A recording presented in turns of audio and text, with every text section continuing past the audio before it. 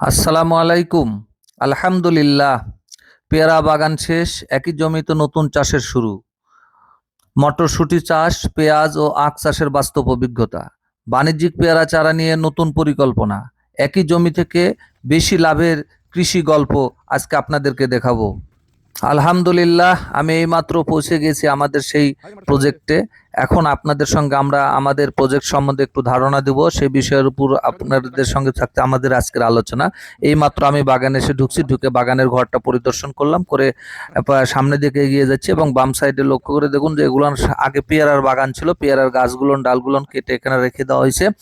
আজকের এই ভিডিওতে আমি আপনাদের দেখাবো কিভাবে পেয়ারা বাগান শেষ করার পর একই জমিতে নতুন করে আবারও চাষ শুরু করছি। এই জমিটা আগে একসময় অন্য ফসলের জন্য ব্যবহার করা হয়েছিল, পরে এখানে বাণিজ্যিকভাবে পেয়ারা চাষ করি। কয়েক বছর ভালো ফলন দেওয়ার পর এখানে সেই পেয়ারা বাগান ধাপে ধাপে তুলে নিয়ে জমিটাকে আবার নতুন করে প্রস্তুত করছি। লক্ষ্য করে দেখুন যে এখানে আমরা মটরশুঁটি ইতিমধ্যে বুনেছি এবং আলহামদুলিল্লাহ মটরশুঁটিতে খুব সুন্দর ফল আসছে। আলহামদুলিল্লাহ, অল্প সময়ের মধ্যে আমাদের এই ফলটি উঠে যাবে।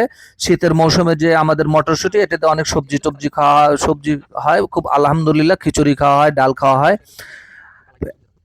পেয়ারা বাগান শেষ করার পর অনেকেই ভাবেন এই জমিতে আবার কি চাষ করা যায়, মাটি কি আগের মতো উর্বর থাকবে। আজকের ভিডিওতে আমি সেই প্রশ্নের বাস্তব উত্তর দেখিয়েছি। জমি ভালোভাবে পরিষ্কার করে পুরনো গাছের গোড়া তুলে মাটির চাষ দিয়ে নরম করে আবার নতুন করে আখ ও পেঁয়াজ চাষ শুরু করেছি। লক্ষ্য করে দেখেন, আমরা আখের জমির ভিতরে আমরা আখের শ্রমিক লাগিয়েছি, তারা কাজ করতেছে এবং আমিও দাউলিটা নিয়ে সেখানে সুন্দর করে গাছের গোড়াগুলো তুলে দিচ্ছি। যে কিভাবে আমি দেখিয়ে দিলাম যে এই আমাদের যে কৃষক ভাই আছেন, আমাদের যে শ্রমিক আছে, তাদেরকে দেখিয়ে দিচ্ছি যে এইভাবে এই কাজগুলো করতে হবে। অনেক সময় তারা জানে না বিষয়গুলো, মাপগুলো দেখিয়ে দিলাম যে কতক্ষণ পরপর দূরত্ব দেওয়া হয়। এই আখগুলো আমাদের লাগানো আছে সারি থেকে সারির দূরত্ব 3 হাত এবং গাছ থেকে গাছের দূরত্ব দেওয়া আছে আমাদের 2 হাত পর পর। এটা ফিলিপাইন জাতের একটি আখ এবং এই আখটি খুব সুস্বাদু এবং টেস্টি এবং মিষ্টি প্রকৃতির। আলহামদুলিল্লাহ, ছোট জমি থেকে বড় ফসল পাওয়ার স্বপ্ন নিয়ে আমি মাঠে নামি। শুরুতে অবশ্যই কিছু দ্বিধা ছিল, কিভাবে নতুন জাতের আখের যত্ন নেব, মাটি কি মানিয়ে নেবে, জল দেওয়ার সঠিক ব্যবস্থা কি থাকবে, সবকিছু মাথায় ঘুরছিল। কিন্তু ধীরে ধীরে শিখলাম সঠিক প্রস্তুতি আর নিয়মিত যত্নে আখের গাছ কেমন শোনিত হয়ে ওঠে। মাটি ভালোভাবে চাষ করা, গোড়ায় সার দেওয়া এবং সময় মতো মোটর দিয়ে পানি সেচ দেওয়া, এসবের ফলে এই গাছগুলো সুস্থভাবে বড় হতে লাগলো।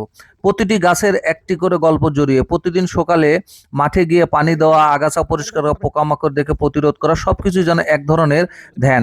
এরপরে আমরা আবার চাষ শুরু করেছি পাশেই পেঁয়াজ। পেঁয়াজ আমাদের দেশের জন্য খুবই উপকারী এবং ঔষধি পণ্য হিসেবে আছে। পেঁয়াজের চাষও শুরু হয়ে গেছে আমাদের। মাঝের কিছু অংশ আমরা পেঁয়াজ করেছি। পেঁয়াজে আমাদের নিড়ানি চলছে, পেঁয়াজে তেমন কোনো রোগ বালাই হয় না। পেঁয়াজের জন্য আমরা এই যে কুয়াশার জন্য ছত্রাকনাশকটা ব্যবহার করছি এবং নিড়ানি দেওয়া হচ্ছে এবং এখানে সবুজ সার হিসেবে আমরা এখানে দিয়েছি, জৈব সার দিয়েছি, সবুজ সার দিয়েছি এবং নিড়ানি দেওয়া হচ্ছে। এবং এখন আমরা আপনাদেরকে নিয়ে যাচ্ছি যে আমাদের কিছু পেয়ারার চারা আবার দিয়েছি এখানে।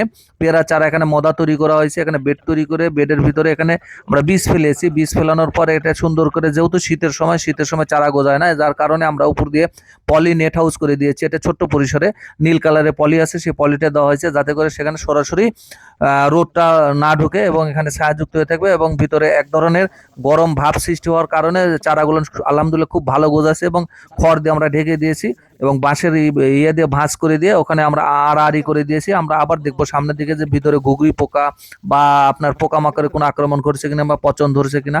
আলহামদুলিল্লাহ, আমাদের চারা খুব ভালো গজাইছে এবং লক্ষ লক্ষ চারা হয়েছে। আমরা আগামীতেই চারাগুলো আবার টবে দেবো, এটা আবার বড় গাছ হবে, এটা আমরা আবার বাগান করব।